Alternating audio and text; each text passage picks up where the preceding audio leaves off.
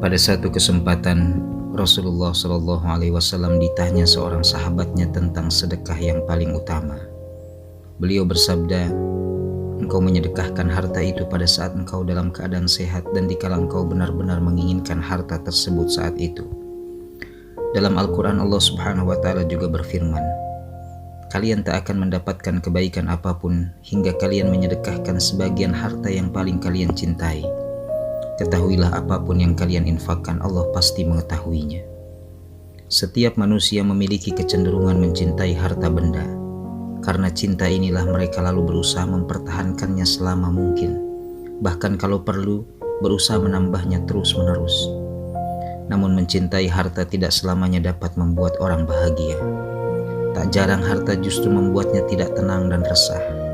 Karena itulah sedekah yang Nabi SAW anjurkan sebetulnya, selain untuk mendapatkan pahala di sisi Allah Subhanahu wa Ta'ala, juga untuk membuat manusia itu tenang dan tentram. Kondisi sehat dan cinta terhadap harta bisa menjadi penghambat seseorang untuk mengeluarkan sedekahnya. Padahal menurut Nabi SAW justru pada saat-saat itulah sedekah memiliki nilai yang utama di sisi Allah Subhanahu wa Ta'ala.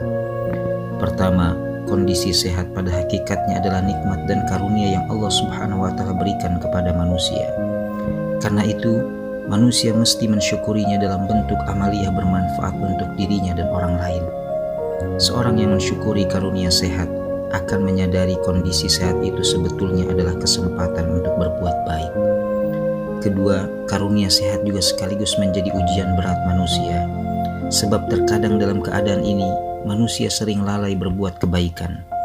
Sedekah pada saat-saat ini terasa begitu berat. Penyebabnya, keinginan untuk menikmatinya kerap muncul di kala sehat. Selain itu ada keinginan kuat agar harta itu jangan dulu diberikan kepada orang lain. Dalam arti lain, menunda hingga waktu tertentu.